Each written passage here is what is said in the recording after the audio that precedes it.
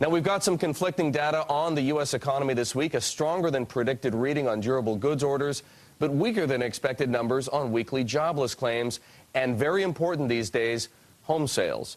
Here to talk about these mixed signals is Nariman Behravesh, chief economist for I.H.S. Global Insight. Previously, Mr. Behravesh was chief international economist at Standard & Poor's, and he held positions at the Federal Reserve and the Congressional Budget Office. Nariman, so good of you to join us. Let's start with a discussion of the data we'll be seeing today at 8:30 this morning. As we've been telling people, we'll have numbers on consumer spending and consumer income. What do you expect to see? Well, the consumer income and spending numbers are going to actually look quite good.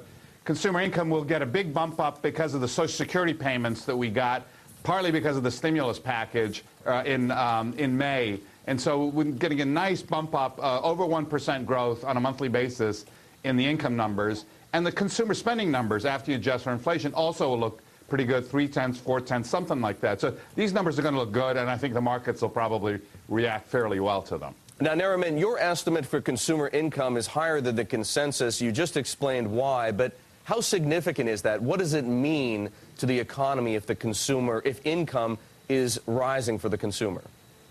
Well, to begin with, this is a temporary sort of bump, although we'll get further good news because of the other aspects of the fiscal stimulus in terms of tax cuts and so forth that are scheduled to come in this year. But bottom line, this is good news. I mean, it's good news in the sense that consumers are getting more money in their pockets, and they will be spending at least some of it, not all of it, but some of it. So this is good news. It's good news for the economy. It's good news for consumers. All right, Nariman, let's shift gears for a moment and talk about the housing market. We did have some housing data this week, better than expected numbers on existing home sales, worse than expected on new home sales. New home sales, of course, in focus right now because we're getting earnings from the home builders. Lennar reporting a better than expected number yesterday. Today we get KB Home.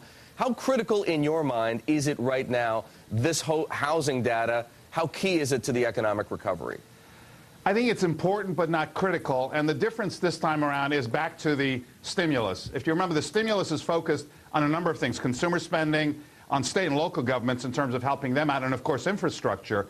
Those are going to be powerful drivers of the economy. So in this recovery, while housing is important, we'll be less dependent on housing than we've been in other recoveries. So I think while it's important, obviously housing has to recover, but it's not as crucial as before, precisely because of this record stimulus that we're pumping into the economy. But Nariman, you strike a different tone on the subject of housing than other economists do. There are some others, and you know them, who say that the economic recovery is wholly dependent on the housing recovery. You just mentioned the stimulus as key to your analysis, but why is it that you differ with others? Why is it, if you can draw a bit more of a distinction?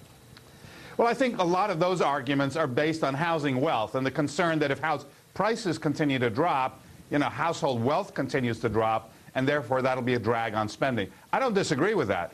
My only point is there are a lot of tailwinds as well in the form of all the stimulus and other things that are going on that will help. So it's a balance. It's not only housing that's going to affect this. It's housing plus the other stuff. And when you add everything to the mix, we're not as dependent on housing as we used to be. It's not that it's not important. Don't get me wrong. It's just we're not as dependent on it. Is the economic recovery less dependent on housing now than, say, it was 6 months ago? Yes, in the sense that we now know what the stimulus is, and the stimulus is a lot bigger. I mean, I don't know how else to answer that question other than, given that the stimulus is huge, is absolutely humongous, and it's been passed, and it's already sort of in the pipeline, therefore I think housing, while important, is not as important as I would have thought 6 months ago. Now, Nariman, we only have 20 seconds left. Do you think we're going to need to see a third stimulus?